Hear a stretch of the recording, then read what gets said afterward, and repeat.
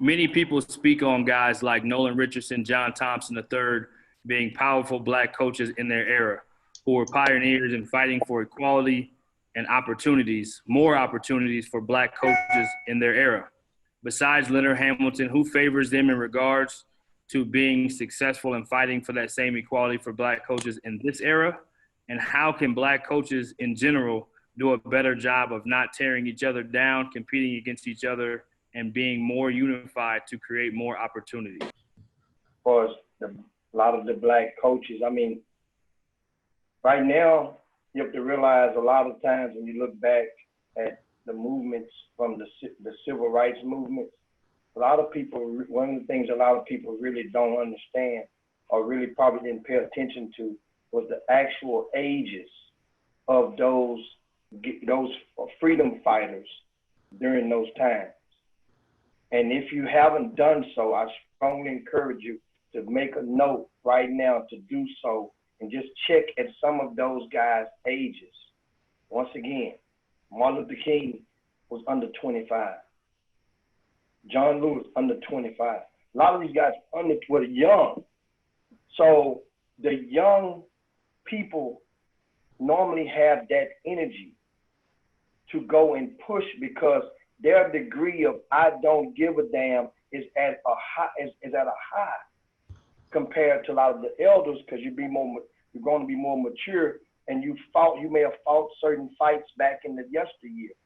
So you look at some of the young coaches that have the fire in their belly, and as he mentioned, like Mike Boynton, but at the same time, he's not the one. He's one that, because we are based in the South, that has just got a job and overcame, in the way that which he was placed there.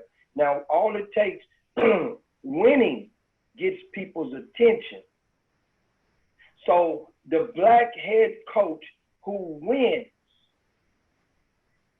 and that enhances the voice. It's unfortunate, but that's just how it goes. The most recent one that we had before, of course, you mentioned Leonard Hamilton, we had a Kevin Ollie, and we see what happened to him. It happens, it happens.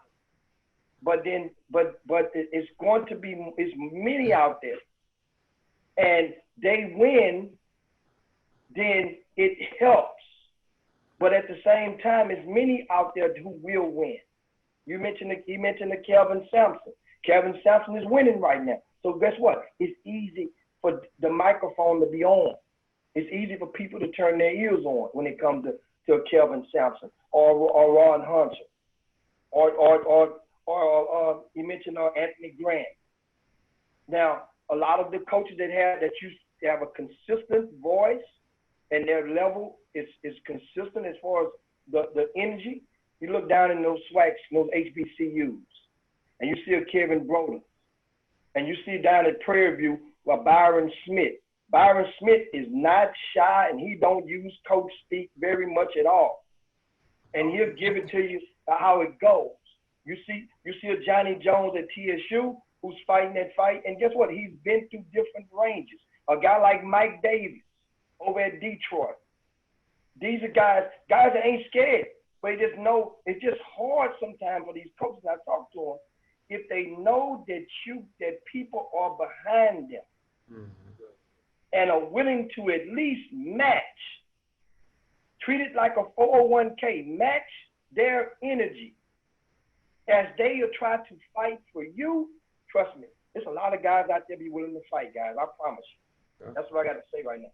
In regards to the topic of social justice, Black Lives Matter, and equality, what would you like to see from your white counterparts in our lane and space of college basketball? Brandon Goble. I run JUCO Advocate and Verbal Commits.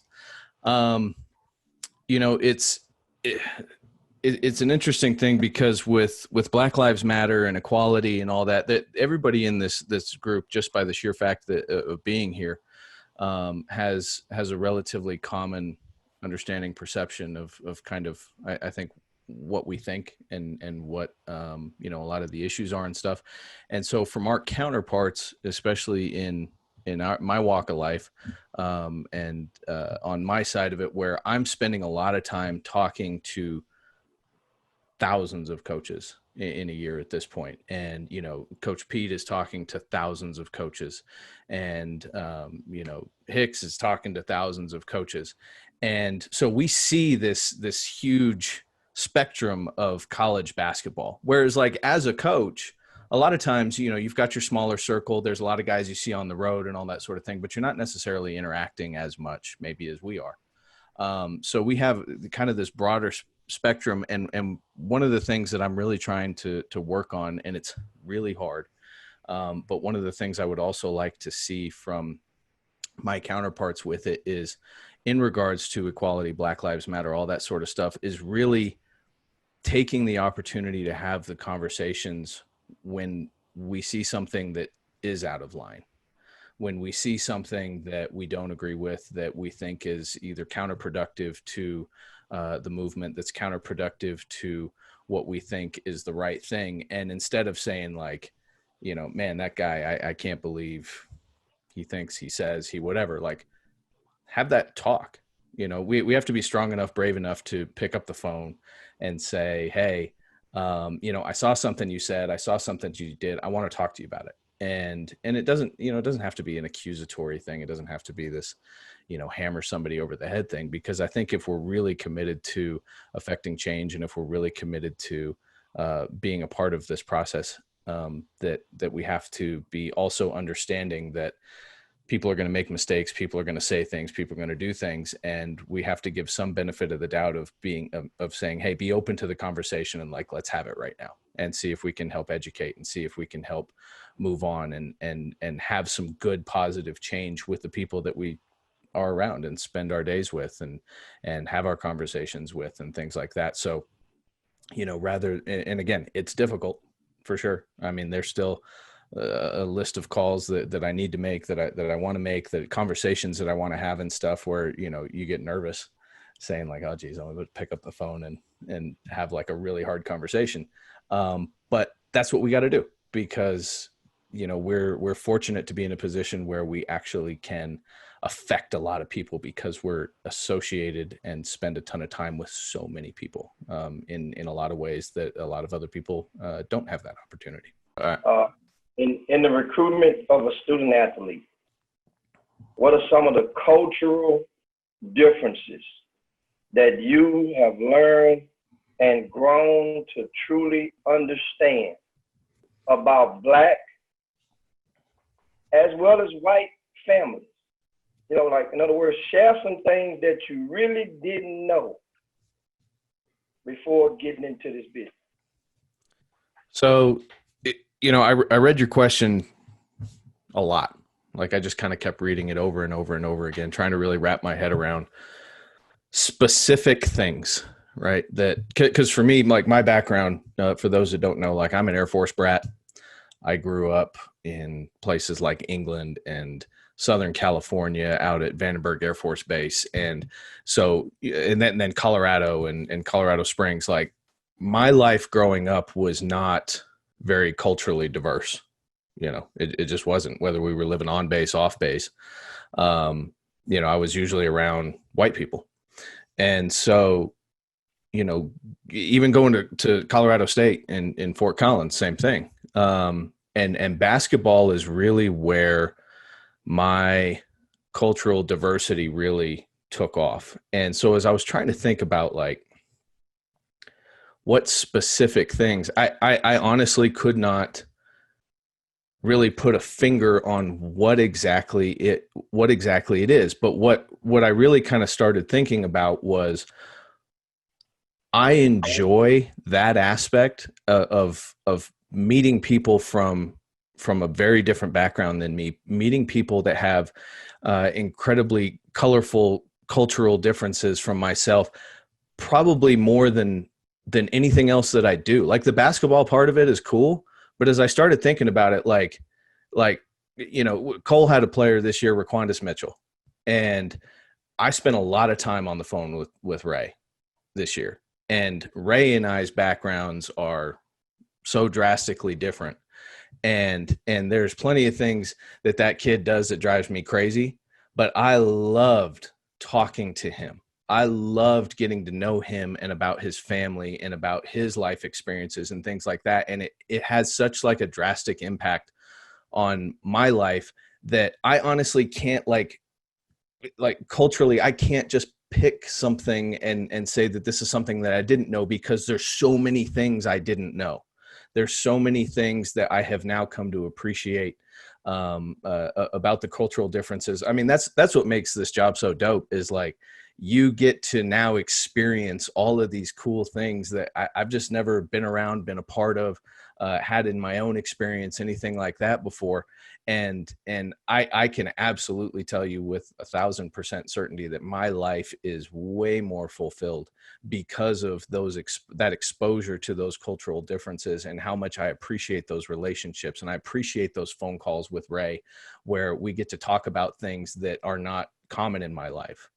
And so, you know, I know that sounds like a cop out, but I'm really not trying to. It's an incredibly powerful, moving thing in my life that I recognize those cultural differences and think, man, that's like one of the favorite parts of my day, is getting to be a part of that.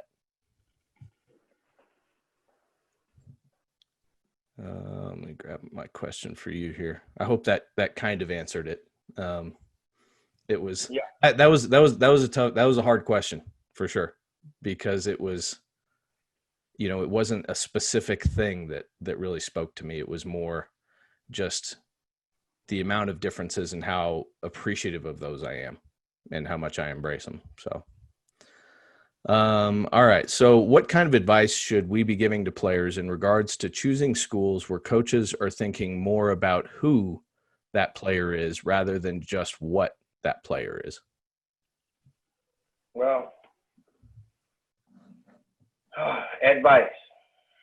Okay. Well, first of all, in life, pretty much every decision that we make will be described or defined in one way or another, simply as choices and consequences.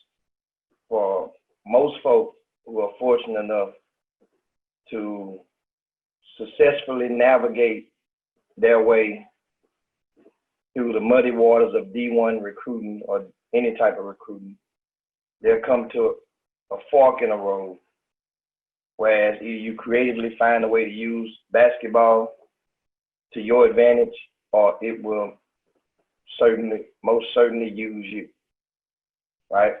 So more advice, like that's some tidbits right there. More advice to young Black players and parents and guardians of you watching is the biggest mistake I think one can make is to attempt to draw lines right about now amongst Black and white.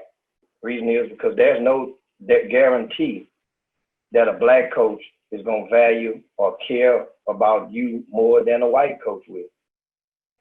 And if you want to be lied to, then I can guarantee you it will happen several times during the recruiting process. See, many kids come from backgrounds or communities where everyone looks just like them. Some of those Black kids had a Black middle school coach, a Black grassroots coach, a Black high school coach, and now for the first time in their life, a white head coach. Do your homework and accumulate enough really intriguing questions to keep that coach thinking. Does the coach listen or respond, or listen to understand? That understanding stuff is really, really important. I talked about it last time, a few moments back.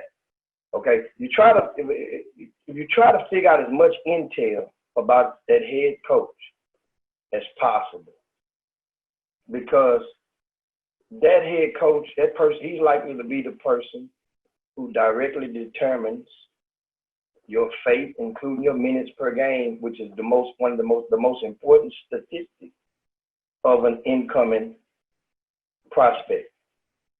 whenever you're around that coach, use your sixth sense, your mind's eye. Pay close attention to how that coach interacts with his black assistants versus how he interacts with the white assistants.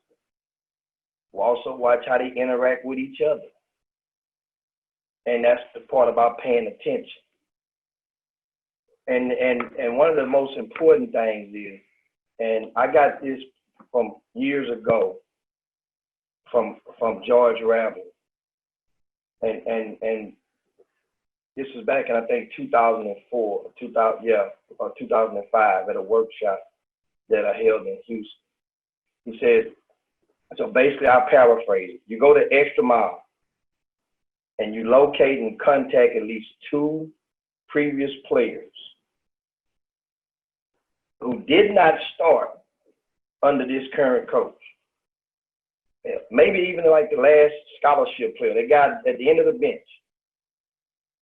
And that means you're going off the beaten path. You talk to that person. You ask questions about the coach and get intel about the coaching staff from that person.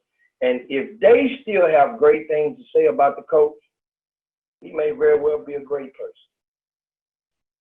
And those are intel that I have for young black players in regard to choosing the colleges and the coaches that value, as you ask other people.